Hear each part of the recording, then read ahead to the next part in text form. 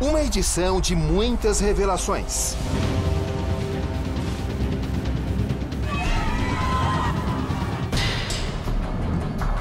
O que os protagonistas de um dos crimes mais chocantes desse século têm a dizer?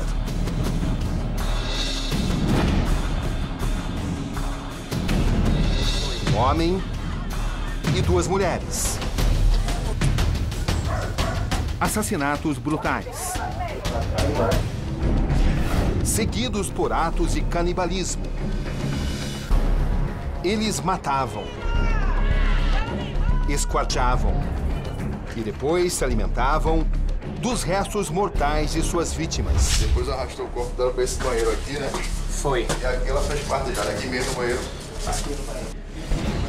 Há pouco mais de um ano, você disse para mim, aqui nessa mesma sala, que não se lembrava da maior parte dos fatos. Eu não me lembro. Atribuiu a culpa a Bruna. Você até pediu para que eu a procurasse. Eu a procurei. Quem se alimentou da carne pela primeira vez? Isabel, Jorge e eu. O que foi falado antes disso? Que tinha que matar, depois de matar tinha que comer, que estava escrito na Bíblia. Quem falou isso? Jorge. E tudo em nome de uma seita. Nome: O Cartel. Por mim, não faria nada disso, nunca mataria nenhuma barata. Imagine gente. Eu fiquei frente a frente com os personagens de uma crueldade sem precedentes. Agora, Eu tô falando a verdade. a apenas um dia do julgamento deles, você vai conhecer em detalhes a verdadeira face dos envolvidos. Você não sabia que havia um plano para se assassinar? Fala a verdade, você sabia? Sabia sim. Seres humanos de poucas ou nenhuma emoção. Esta é também a jornada de um repórter em busca da verdade.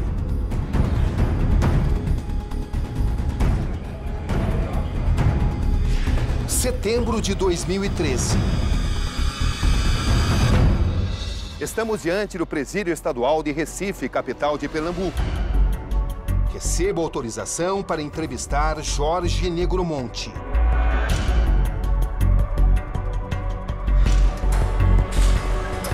Nesta época, encontro um homem meticuloso, de olhar penetrante,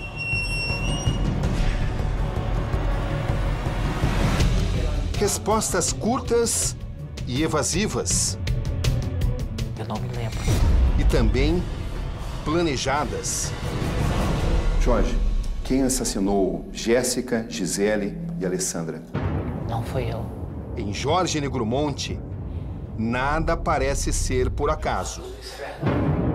Esse é o perfil do Jorge que se revela diante de nossas câmeras. Antes de tudo, um manipulador. O que essas pessoas significam para você? Vidas que se foram. Por sua culpa? Não me lembro. Para em seguida, negar tudo. Você não disse que não fez, você disse que não se recorda. Eu não fiz. E então muda de ideia. O que ela tem para me contar? E passa a responsabilizar uma das mulheres a quem sempre comandou. Segundo ele, Que ela fez tudo isso? ela seria a culpada. Por que as vítimas eram mulheres? Sempre mulheres. Porque Bruna Cristina Oliveira da Silva, ela é mulher. O que tem uma coisa com a outra? Como ela foi aluna minha de artes marciais também, mulher, ela consegue enfrentar. Saio de lá com a certeza de que era preciso quebrar sua barreira. Uma tarefa difícil.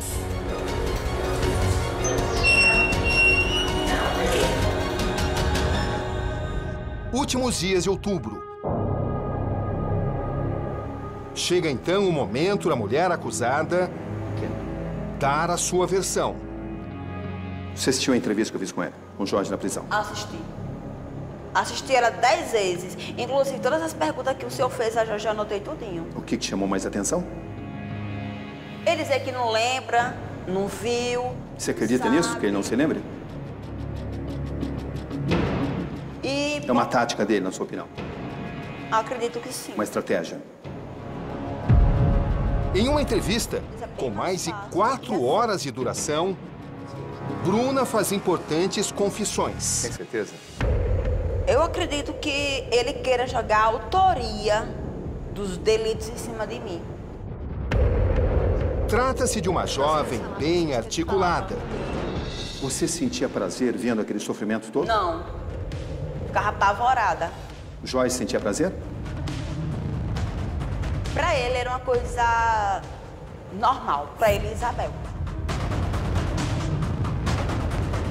O tempo na cadeia a fez amadurecer, repensar sua própria existência e, acima de tudo, confessar a própria crueldade. Você é uma pessoa má? Não. Você é uma pessoa confiável? Só sim, claro. E quem não é má e quem é confiável faz tudo que você fez? Eu não fiz, eu participei. Se eu tivesse só, eu não faria. Mas você assume a sua culpa nisso? Assumo a minha culpa de participação.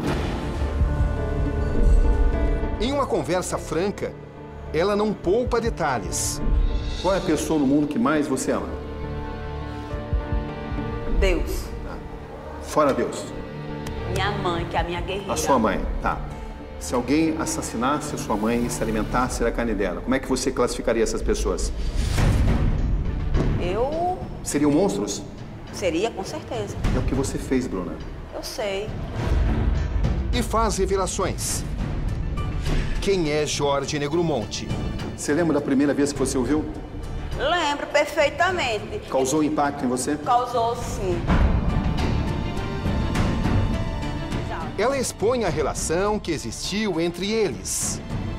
Quando você sentiu que tinha entregue a sua vida a Jorge Negromonte? O senhor Roberto foi amor à primeira vista. Amor à primeira vista. Foi uma entrega total. Até porque ele foi meu primeiro namorado, primeiro homem, primeiro tudo na minha vida. Isabel. Estou diante de uma mulher que parece convicta do que diz. Você disse que sente, mas em nenhum momento eu te vi se emocionando nessa entrevista. Porque eu não sou uma pessoa assim de demonstrar com lágrimas. Eu sou uma pessoa que eu demoro muito para chorar. Na prisão, em um outro dia, temos acesso ainda a Isabel, ex-mulher de Jorge, a última ponta desse triângulo amoroso. Eu não tinha coragem de denunciar ele. Não tinha coragem de denunciar. Jorge, Isabel, Bruna, como é que funcionava esse triângulo amoroso? Uma loucura. Creche. Suas respostas trazem novos caminhos. As perguntas levantadas em minha primeira entrevista com Jorge Negromonte. Olha no meu olho, Jorge. Sim. Você é um canibal? Você tem atração por se alimentar de carne humana? Você sente prazer no sofrimento humano? Ele falava que se eu falasse para alguém que ele estava fazendo aquilo comigo, ele ia me deixar. E eu, com medo dele não me deixar, eu optava, ficava calada, sofria em silêncio. Ele sabia que eu amava muito ele. Com o depoimento das duas mulheres e em meio ao clima do julgamento, me preparo então para um novo desafio. 1 ano e 1 mês depois da primeira entrevista, estou de volta ao mesmo presídio de Recife para um segundo encontro com Jorge Negromonte. Será que dessa vez ele vai continuar dizendo que não se lembra dos fatos? É o que nós vamos descobrir. Boa tarde. Eu tenho uma entrevista com Jorge Negromonte. Roberto Cabrini, do SBT.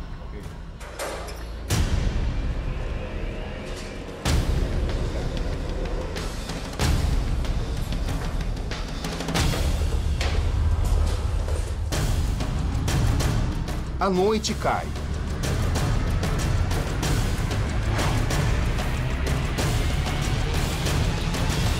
E então Jorge aparece. Lá está ele, ao fundo, algemado. São passos lentos, sempre escoltado por policiais. Parece um tanto abatido. A imagem sugere um homem frágil, indefeso, quase uma vítima. Afinal, o que me espera dessa vez? Olá, Jorge. Como vai? Não vou muito bem não, tô com problema de depressão muito forte. E acho que a esquizofrenia paranoia tá... Tô tendo crises. Você está pronto para essa entrevista? Pode ser. Vai ser diferente dessa vez? Eu vou falar o que tu me perguntares. Você não vai dizer novamente que não se lembra? Sobre o não lembrar, eu sei que a mídia quer a minha cabeça, eu sei disso. Ninguém quer a sua cabeça, a gente quer a verdade. E eu não tô... O que nós queremos é a verdade. E eu tô falando a verdade. Logo descubro que, à primeira vista, seus planos não tinham mudado. Podemos começar, Jorge? Podemos. Há um laudo da justiça que aponta para a sua sanidade mental. Ou seja, que você é responsável pelos seus atos. Esses psiquiatras sequer me ouviram. Eles não me ouviram. Olharam para mim e disseram, é esse que é o Jorge Beltrão, e assinaram, tanto um como o outro. Ele iria continuar com o mesmo roteiro. Não se lembra de nada. Não são flash. Os detalhes dessa trama. Você é uma pessoa que manda as outras mentirem para tirar a sua culpa, a sua responsabilidade. Você está querendo convencer o público que o responsável por esses assassinatos são as vozes, que não é você. Eu estou apenas falando a verdade, a minha verdade. Eu não sou nenhum covarde. Nunca fui covarde na minha vida. E não é agora que eu estou sendo covarde, não. Mas ele não contava que eu apareceria com provas. Jorge, nós tivemos acesso a essa carta. Você reconhece essa letra? E então, a barreira que ele montou... Nessa carta que você tentou enviar a Bruna, você pede que ela assuma toda a responsabilidade.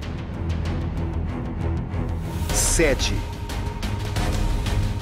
Sinto muito, mas eu tive que falar a verdade. Bruna, você ainda ama o Jorge Negromonte? Você espera reencontrar o Jorge? E viver uma vida com ele?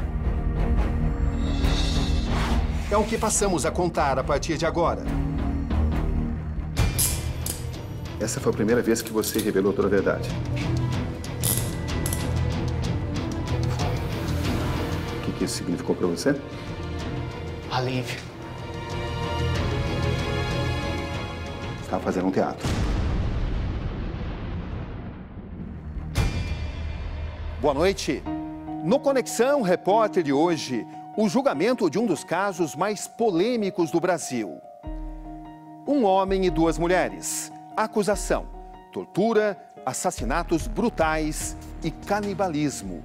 Tudo em meio a estranhos rituais satânicos. Agora, chegou o momento de acertar as contas com a justiça. Aqui, Roberto Cabrini. E esse é o Conexão Repórter de hoje.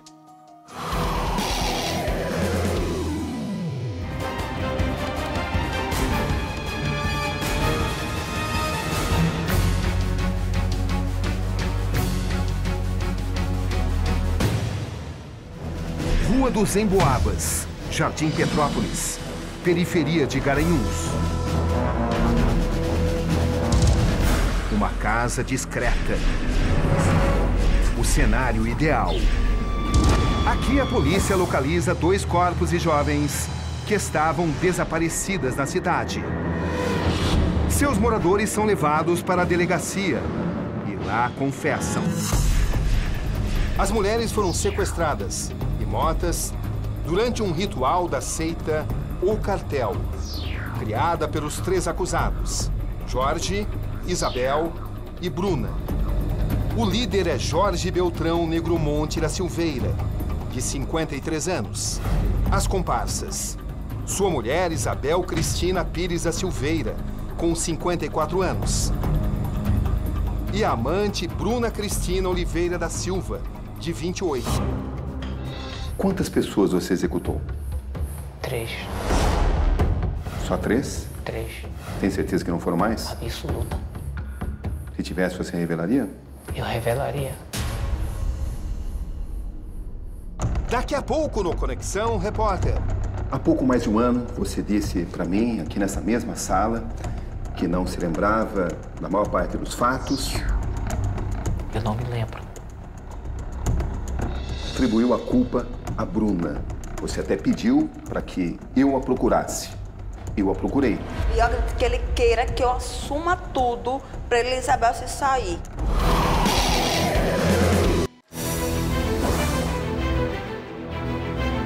Região Metropolitana de Recife. Últimos dias de outubro. Esta é a colônia penal onde Bruna Cristina Oliveira da Silva está presa. Ela aceitou me dar entrevista.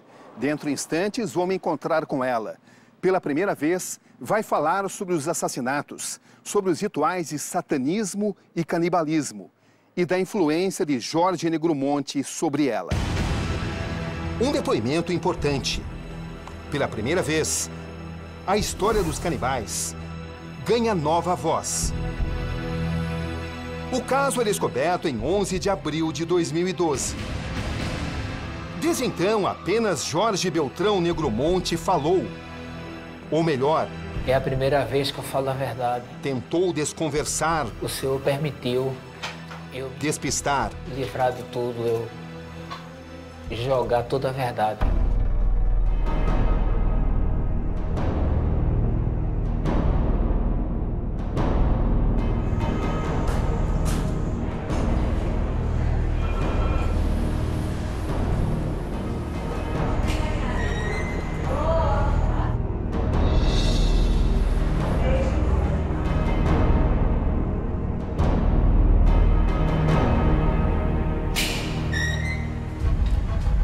Boa noite, Bruna. Boa noite, Sr. Roberto. Tudo bem? Tudo bem, na medida do possível. Pronto para a entrevista? Pronta. Você vai me contar tudo, Tudo, dizendo a verdade? claro. Posso confiar nisso? Pode sim, claro. Quem é Bruna Cristina Oliveira da Silva?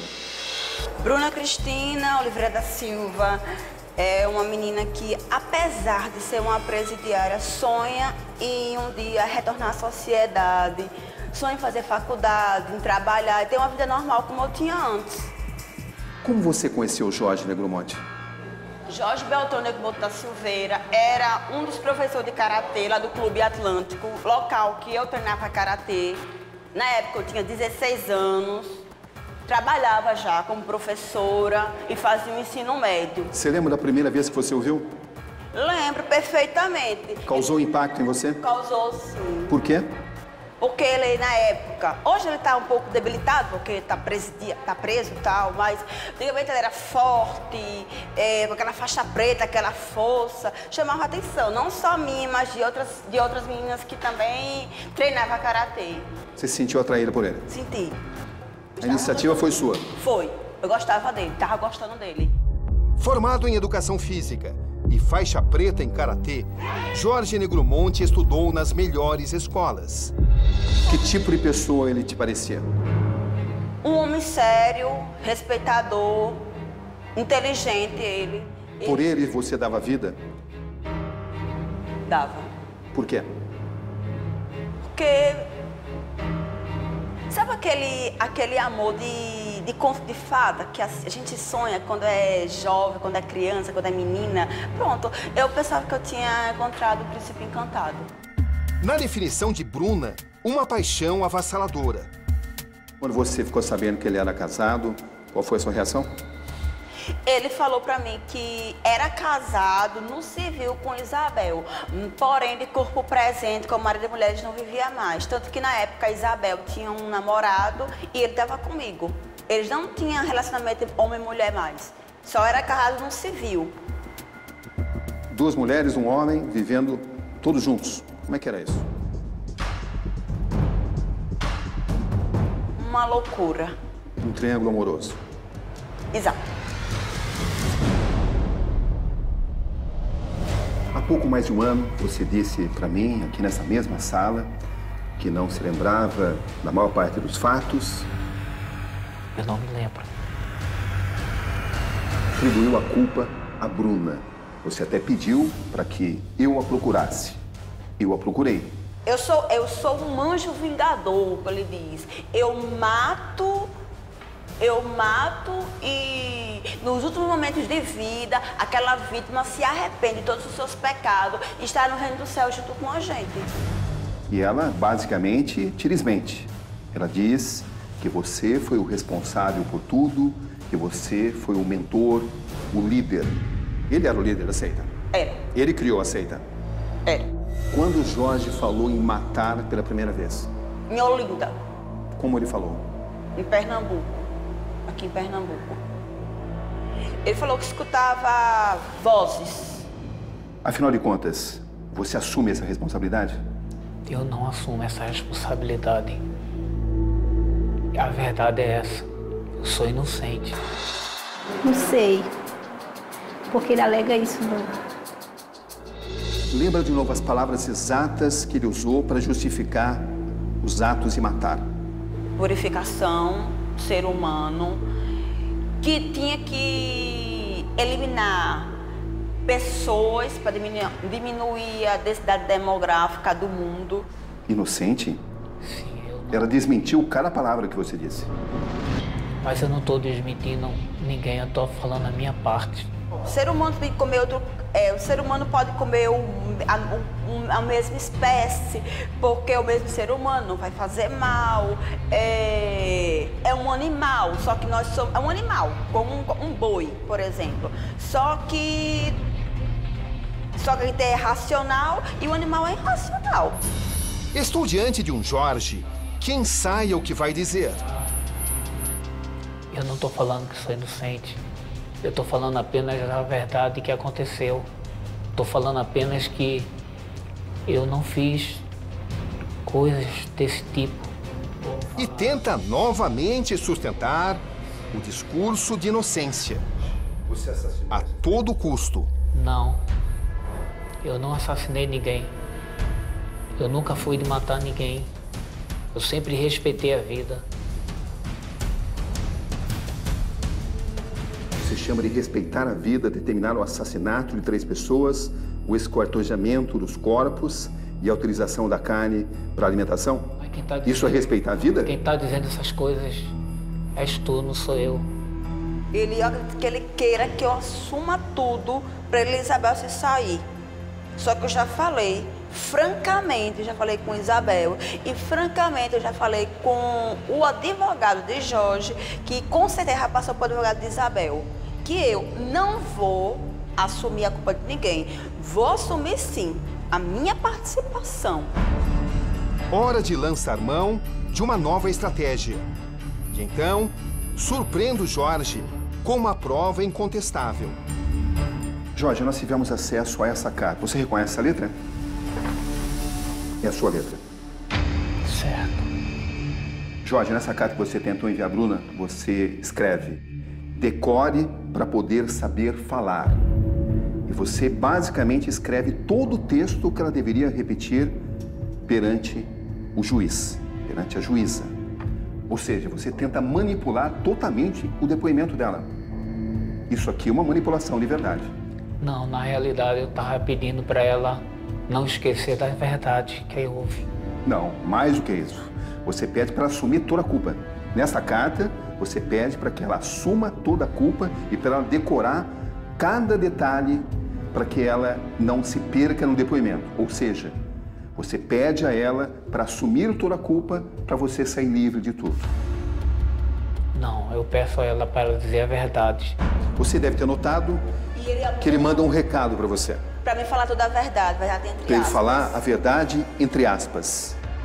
O que é a verdade entre aspas? Só que eu vou falar a verdade entre aspas. Vou falar verdade sem as aspas. Ele pediu para você mentir? Claro. Você vai mentir por ele? Claro que não. Você escreve todo o depoimento, cada detalhe, o que ela tem que dizer. Você pede para que ela assuma toda a culpa. E você escreve cada detalhe, ou seja, você demonstra nessas linhas que você sabe tudo o que aconteceu e que você sabe da sua culpa. Isso está aqui nessa carta. Tô pedindo para ela falar a verdade. Não, você pede para que ela assuma uma culpa que é sua culpa. Não, eu não tenho culpa disso. Você pretende assumir a culpa? Não. Ele disse que você é a grande culpada, a única culpada. Ah, culpada eu? Eita. Antes de fazer o filme... Surge diante de mim um outro Jorge, aquele filme que agora responde a tudo, sem meias palavras. Um Jorge que passa a confessar seus crimes. Esquizofrenia, problema que eu tinha. Há 20 minutos você não reconhecia, você dizia que não se lembrava de nada. Por que você se lembrou de tudo agora? Não são flash. Eu me lembro, não de tudo, ao pé da letra. Eu me lembro de flash. Eu me lembro da parte da faca no jugular, depois apaga. Depois eu me lembro ela no banheiro. Eu não me lembro o tempo que eu atirei as vítimas, todas elas, de um canto para outro. Vem vindo flash na minha cabeça. Quem é o Jorge Beltrão Negromonte? Jorge Beltrão Negromonte é uma pessoa arrependida, doente, esquizofrênico, que eu já sei, paranoico, que está totalmente arrependido desse meu problema, das coisas que eu ouvia. No Fórum de Olinda, o julgamento do ano. Aqui nesta quinta-feira, Jorge, Bruna e Isabel serão levados a júri popular. A história toda é descoberta em abril de 2012. A polícia começa a rastrear os cartões de crédito de uma das vítimas, na época desaparecida. Era Gisele Helena da Silva, de 25 anos, conhecida como Geisa do Papel. Esse vídeo no circuito interno de uma loja de artigos eletrônicos mostra Jorge e Bruna utilizando o cartão da vítima para fazer compras. Na delegacia, eles confessam não só a morte de Geisa, mas também a da desempregada Alessandra Falcão, de 20 anos. Bruna inicialmente se apresenta como Jéssica Camila, de 17 anos. A polícia descobre que sua identidade é falsa. Constata também que o papel assumido por Bruna é de mais uma das vítimas do grupo. A verdadeira Jéssica era uma moradora de rua que vivia em Olinda. Em 2008, os assassinos também moravam na cidade e atraíram a vítima com uma oferta de emprego. Estratégia usada em todos os casos. Quem foi a primeira vítima? Jéssica. Como é que você decidiu a morte dela? Eu? Não. Eu estou perguntando como foi decidida a morte dela. Eu decidi a morte de ninguém. Quem decidiu foi... Quem decidiu? Seja objetiva. Isabel e Jorge. De que forma? Conquistando Jéssica. Vou lhe dar um trabalho. Quando Jéssica estava sendo aliciada, conquistada, você já sabia que ela seria assassinada? Não. Mas ela estava sendo conquistada, aliciada. Foi. De fato, eu sabia que Isabel estava levando doces, roupas, agradando uma jovem, uma moradora de rua, que vendia guloseimas nos semáforos, de fato, que ia com a filha dela para comover pessoa tal. Isabel, ela fazia os esquemas lá, que ela era inteligente demais. Conheci Jéssica, me encantei pela menina, porque eu queria ter uma filha. Quem foi a pessoa que decidiu que ela seria assassinada? Isabel. Não foi Jorge? Não. Jorge foi executor. Na discussão que ele teve com ela, eu entrei no quarto, fiquei com a menina. E nisso ele apertando o pescoço de Jéssica. Depois ele pediu a Bruna para pegar a faca. A Bruna foi pegar a faca. Você lembra desse dia? Lembro. Como 26 de junho de 2008, às 9h30 da noite. Quando eu voltei, já estava tudo já ajeitado já. Por que você decidiu esquartejá-la?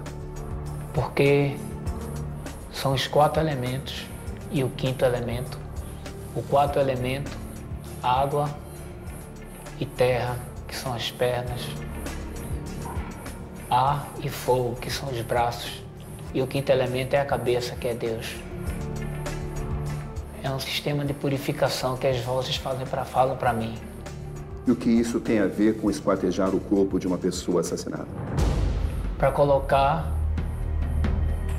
para enterrar cada parte e cada parte ser abençoada.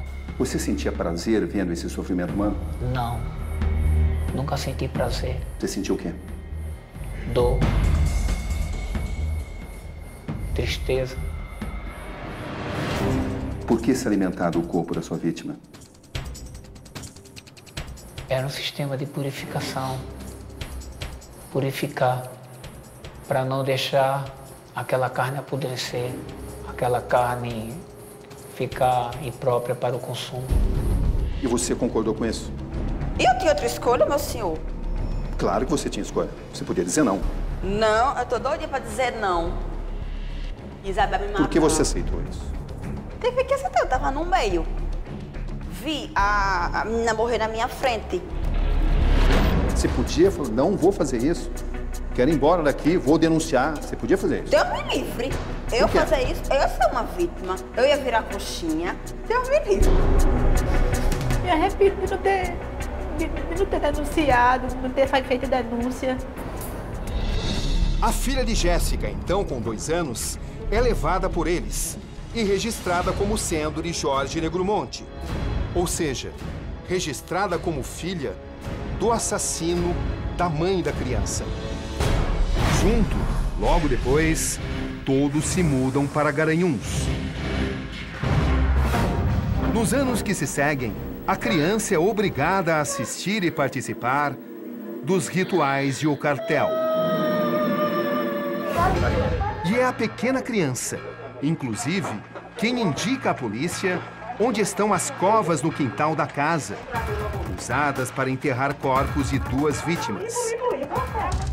Quem é que te ensinou a esquartejar corpos, a retirar o sangue? O cartel, De que forma? me ensinando, falando, explicando, Por exemplo, dizendo a melhor maneira de se esquartejar uma pessoa é usando a parte das juntas, que fica mais fácil de soltar. o que mais o cartel te ensinou?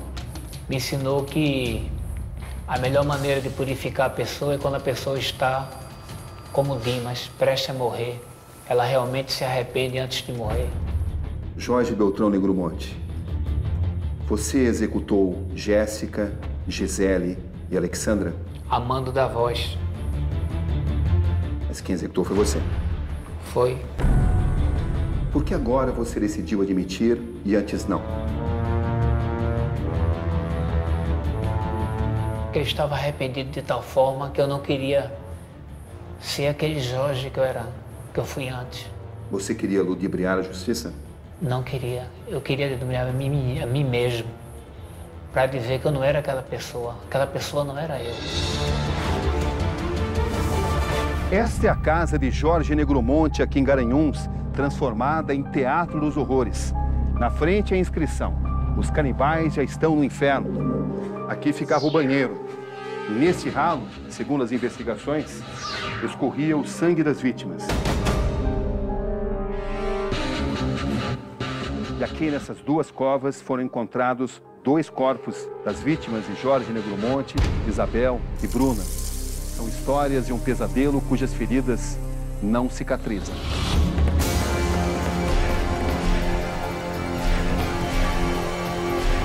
Na casa de Olinda, palco da primeira morte, os procedimentos são parecidos. Depois de morta, Jéssica tem o corpo esquartejado. Os restos mortais, espalhados pela casa. Como Jéssica foi assassinada, Bruna? Minha função foi segurar. Você segurou? Segurei Jéssica. Aí ele deu uma facada na jugular. Aí Jéssica caiu ficou se debatendo e ele começou a esfaquear. E pedi a ela para ela pedir perdão a todos os pecados. Ela pediu? Ela pediu e foi purificada. O que você sentia nesse instante? Eu senti um alívio porque ela estava sendo aceita por Deus. E nesse momento, Isabel pegou e falou assim, vamos ligar logo a água logo para o sangue escorrer. Entendeu? Isabel tratava com muita naturalidade. Eu me tremia, porque eu nunca tinha visto nem filme na minha vida. Ela entrou, eu saí. Eu fui para casa da minha irmã e dormi lá, só voltei no outro dia. O que o faz acreditar que você tem o direito de decidir sobre a vida ou a morte de pessoas? Eu não tenho direito. Quem tem o direito é Deus. Você exerceu esse direito? Eu exerci esse direito, mas eu exerci erradamente, achando na época que estava certo. Mas hoje eu sei que não estava certo. Hoje eu sei que estava errado. Jorge, você é um monstro? Eu fui um monstro. Na época eu considero que fui um, pelo fato de ter aceitado o conselho do cartel, as vozes. Até que ponto você se arrepende do que você fez? Ao máximo. Tanto que eu tô com depressão. Mas como eram escolhidas? Por que exatamente aquelas mulheres? A explicação vem do líder da seita. Uma combinação numérica. Elas tinham o número do mal. Qual foi a influência do número 666 nas decisões de execução? O número da besta. Prova disso é o RG de Alessandra da Silva Falcão, uma das vítimas. Os números determinam o começo do ritual. Descreve como foi a cena de quando vocês começaram a se alimentar dessa carne. Aí, dormiu, Isabel dormiu, ele pegou no sono, eu dormi também, depois de muito tempo de conversa. E não podia comer nada, viu? Aí eu falei, e se eu não comer? Aí não vai dar certo, você participou. Isabel, tem que comer, tem que comer. Pense que você está comendo uma carne de boi, que é o mesmo gosto. Isabel falou isso. Disse que tinha comprado no açougue carne, que pegava 10 quilos, ganhava 5 quilos. Se pegasse 10 quilos de carne, 5 quilos de carne, ganhava um pouco pedaço de fígado por fora. Aí ele falou assim pra mim, cozinha a carne. Aí cozinhou arroz, verdura, uma comida normal. Podia se disfarçar tranquilamente, o senhor podia comer tranquilamente como se fosse carne de boi. A criança se alimentou de carne humana? Quando a gente fez geral para todos. Por que você fez uma criança totalmente inocente se alimentar de carne humana? Eu não fiz, eu simplesmente dei o prato para ela, com todos os ingredientes, todas as comidas. Incluindo carne humana? Foi, mas eu não foi especificamente, eu digo que se alimenta dessa carne, não. Bom, mas uma criança inocente se alimentou de carne humana? Porque estava dentro de um prato dela. E como é que você se sente em relação a isso? Me sinto mal. Já falei que estou arrependido, estou até em depressão. Não sei nem como estou dando essa reportagem.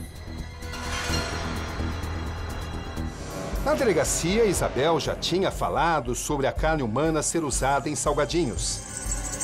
Você vendia lanche e dos lanches era empada. E você pegou a carne da menina e botou como recheio da empada, não foi não? Eu cheguei a usar a carne sim dela. Certo. E fez a empada. Fiz. E vendeu. Vendi. E por que não assume? Não, eu não fazia coxinha. Eu nunca fiz coxinha, nunca fiz empada com gente. Aquilo ali foi porque eu fiquei com medo de apanhar na delegacia. Jorge fazia salgado, Jorge, e quem vendia era a Isabel. Aí Isabel pegou e falou assim, pra que comprar frango, carne? Gente, tem carne.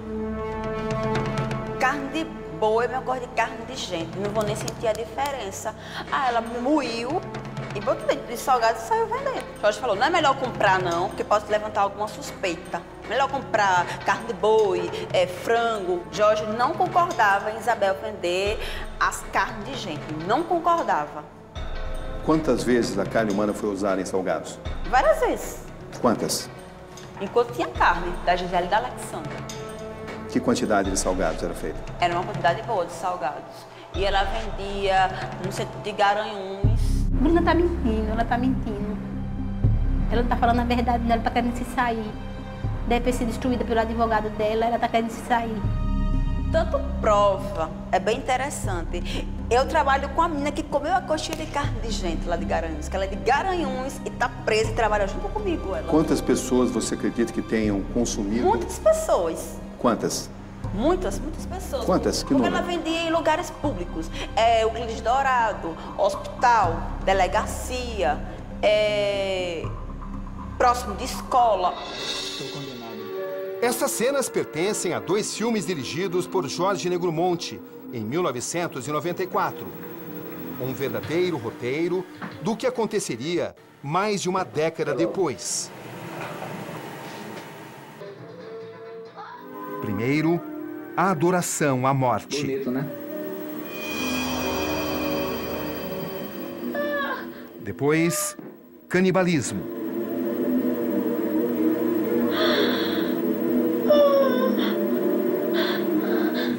E ainda, ocultação de cadáver. Jorge chama sua paixão de arte. Uma arte, entre aspas, que também passa pelos livros. Como autor, Jorge escreveu As Revelações de um Esquizofrênico. O que significa para você ser conhecido hoje como Jorge Beltrão Negromonte, o canibal? Para mim significa algo terrível, E verdadeiro. infelizmente. Temos acesso a esse caderno. Um arquivo do dia a dia de Jorge e Bruna. Esse é o documento. Um caderno escrito com letras pequenas, repleto de observações adicionais. Tivemos acesso ao diário escrito por Bruna durante 4 meses, de 1º de março a 7 de julho de 2007. São quase 100 páginas onde ela descreve sua intimidade com Jorge Negromonte. No diário, ela dá pistas importantes do caráter manipulador do criador da seita, o cartel. Bruna, eu notei aqui uma parte do seu diário. Você pode até completar as frases se você lembrar delas. Certo. Monte me aconselha. Seus ensinamentos são muito pesados, mas servem como aprendizagem. Para ser a É mulher, que eu sou hoje. precisei Dos ensinamentos pesados. da experiência. Do meu homem monte. É exatamente Tá isso. vendo? Eu agradeço meu mestre, Meu mestre de vida, de ensinamento. que me ensina toda hora A todo instante. ser A mulher que eu sou hoje. uma eterna. Aprendiz. Ele era tudo para você. Quem você ama? A Bruna ou a Isabel? Bel e Bruna, eu tenho amor pelas duas. Você espera ficar com elas? Com a Bruna, Bel é um amor passional. É como se fosse uma mãe para mim.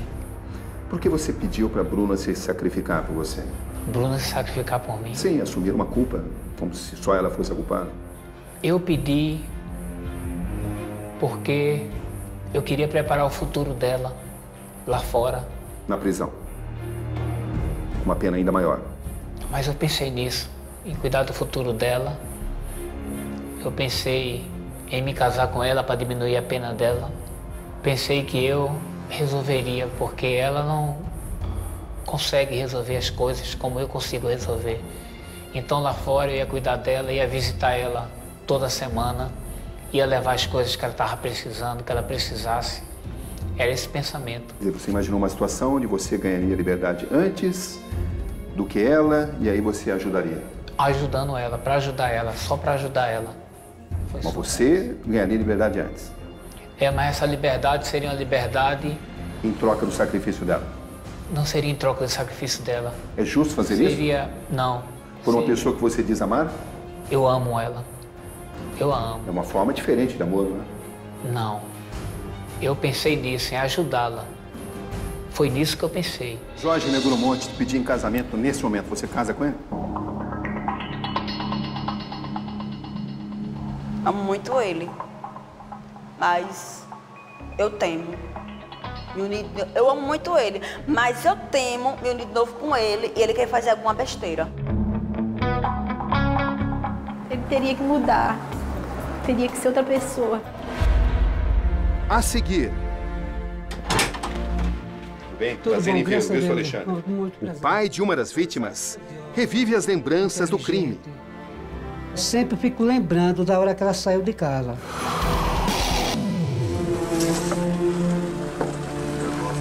Em Garanhuns, encontro a casa de seu Alexandre. Boa tarde. Seu Alexandre? Tudo bem? Prazer em vê-lo, viu, seu Alexandre? Muito prazer. Que tipo de pessoa era a Alexandra? Pô, não tenho o que falar dela. Ela era, além de ser uma filha, uma amiga. Qual a imagem mais forte que o senhor guarda da sua filha? A imagem que eu guardo é que o carinho que eu fazia para ela, que eu fazia para mim, estudiosa, inteligente. Eu sempre fico lembrando da hora que ela saiu de casa. Como é que a sua filha Alessandra conheceu o Jorge, a Isabel e a Bruna? Primeiramente, ela foi consultar o filho no posto de saúde. Então, dentro desse ônibus, desse coletivo, ela conheceu essa pessoa, se oferecendo a um trabalho a ela de R$1,5 salário. Que pessoa? Essa tal dessa mulher que vendia... A Isabel. A Isabel, do senhora Isabel. O pai da vítima dos canibais lembra que o salário oferecido era muito alto para os padrões da região. Por isso, ele desconfiou. Mas a filha, que tinha o sonho de construir uma casa e criar os filhos, não ouviu o pai e aceitou. E caiu na armadilha. Na hora que foi lá, pronto. De lá a gente não soube mais nada. Ela não chegou a trabalhar, não então? Não chegou. Quer dizer, se chegou, ninguém sabe. É. Porque ela não apareceu mais em casa de volta. Foi o senhor que reconheceu o corpo? Foi a minha esposa. É. E como é que ela reconheceu? Ela reconheceu através da roupa e do celular. Aí pronto. Aí de lá pra cá, até hoje, ninguém tem sossego na vida. Agora, uma família incompleta. Uma dor que não se cura. Uma revolta que não passa. Nos seus pesadelos, você enxerga o rosto das suas vítimas? Eu não tenho pesadelo, só tenho sonhos com a liberdade. Você consegue lembrar da face da Jéssica, da Gisele e da Alexandra? Nitidamente, não. O que você diria nesse instante para as famílias dessas pessoas? Que me perdoe. Você acha que merece ser perdoado? Deus perdoa. O que você faria com uma pessoa que fizesse o que você fez com essas vítimas para os seus filhos, para suas filhas? Eu teria raiva, mas se ele se arrependesse de verdade mesmo, eu perdoaria. Nesse momento, por exemplo, aqui está chovendo. Você está ouvindo a chuva? Você tem o privilégio de ouvir a chuva. Graças a Deus. Enquanto elas não têm esse privilégio, elas estão mortas. O que você acha disso? Eu acho que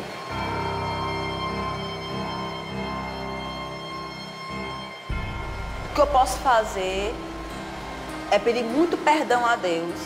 Você diz que sente, mas em nenhum momento eu te vi se emocionando nessa entrevista. Porque eu não sou uma pessoa assim de demonstrar com lágrimas. Eu sou uma pessoa que eu demoro muito para chorar. Se vocês não tivessem sido presos, quantas outras pessoas morreriam? Muitas outras pobres vítimas. Qual o desafio de um julgamento como este?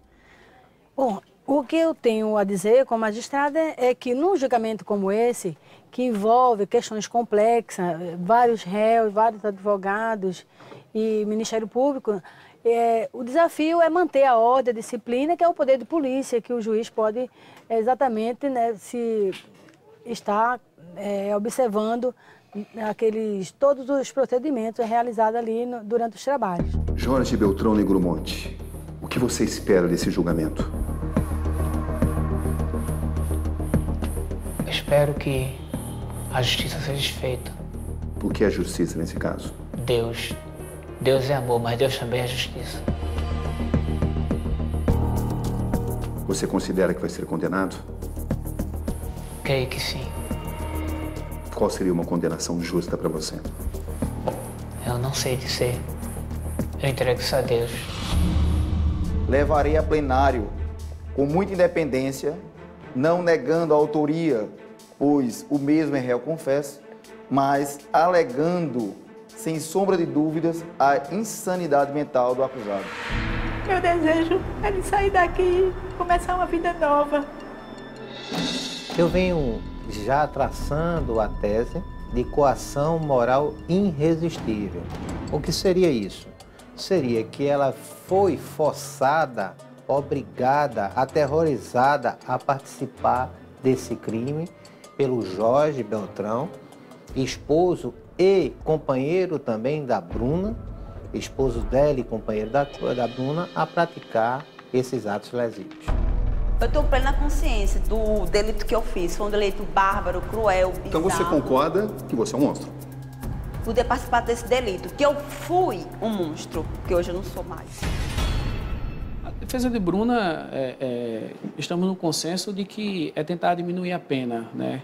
Mostrar ao corpo de jurado e também a juíza que vai presidir a verdade. Você prefere o Jorge que mentia ou o Jorge que... O Jorge verdadeiro. É como eu falei, eu estava fazendo aquilo justamente porque eu queria ajudar a Bruna. Você estava fazendo um teatro? Para ajudar a Bruna. Porque eu queria visitá-la toda semana, eu queria levar as coisas para ela. Eu queria preparar o futuro dela lá fora. E hoje você decidiu assumir os seus atos? Hoje foi para me liberar, para me libertar.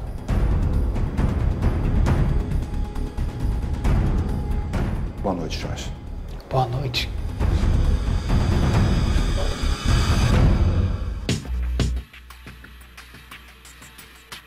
É um caso, como já dito, incomum pelo fato de que pessoas matam outras pessoas e em seguida praticam o canibalismo, comem a carne.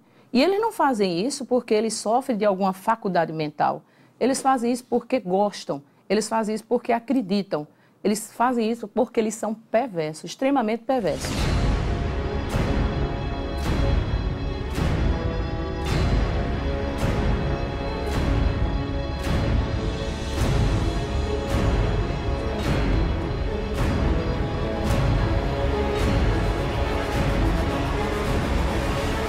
Esta, portanto, a cobertura da justiça dos homens.